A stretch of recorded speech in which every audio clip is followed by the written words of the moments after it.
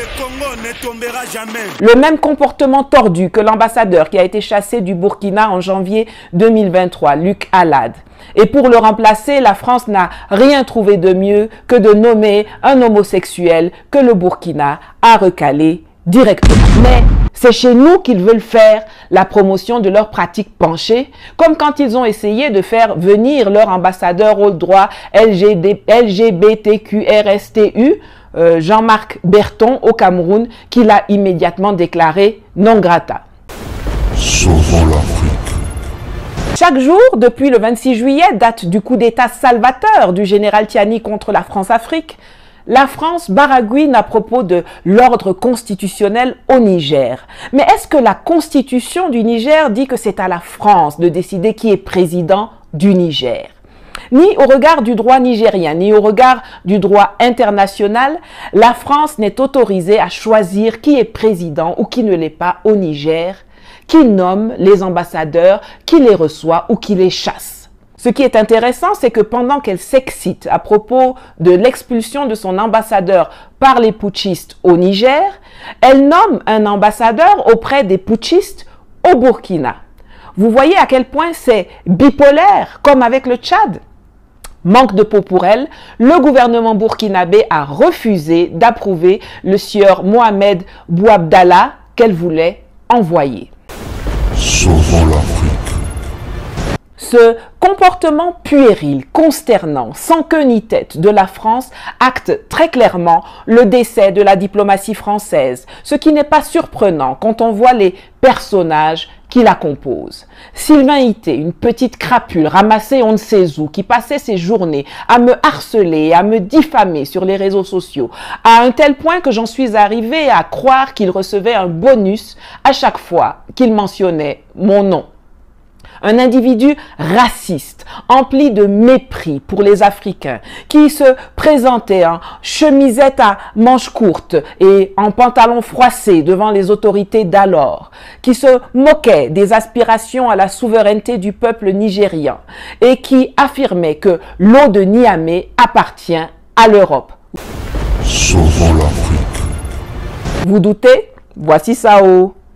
Le même comportement tordu que l'ambassadeur qui a été chassé du Burkina en janvier 2023, Luc Alade. Et pour le remplacer, la France n'a rien trouvé de mieux que de nommer un homosexuel que le Burkina a recalé directement. Vous voyez le mépris? Ils n'envoient jamais leurs diplomates joyeux au Qatar, en Arabie Saoudite, au Koweït, à Oman ou en Iran. Mais c'est chez nous qu'ils veulent faire la promotion de leurs pratiques penchées, comme quand ils ont essayé de faire venir leur ambassadeur aux droits LGBTQRSTU, Jean-Marc Berton, au Cameroun, qui l'a immédiatement déclaré non grata. C'est chez nous qu'ils viennent déverser soit leur racaille militaire, soit leur racaille civile. Quand ils ne sont pas homosexuels, ils sont obsédés sexuels ou harceleurs. L'ancien ambassadeur de France en Côte d'Ivoire qui a géré mon expulsion en 2019, Gilles Huberson, ancien militaire, a été viré à cause de harcèlement sexuel sur ses collaboratrices. La secrétaire d'État aux Affaires étrangères, Chrysoula Zakharopoulou, a été accusée de viol et de violence gynécologique par des anciennes patientes. Pas une, mais plusieurs. Bon, comme ils sont au pouvoir, on a classé l'affaire, mais c'est là. Sauvons l'Afrique. L'ambassadrice de la diplomatie publique en Afrique s'enjaille dans le milieu culturel jeune et viril du Ghana. La ministre même, Catherine Colonna, est accusée de harcèlement moral par ses collaborateurs. Voilà la diplomatie française. Après, c'est pour venir accuser les autres d'être à l'origine du rejet de la France par les populations d'Afrique du nord au sud, de l'est à l'ouest.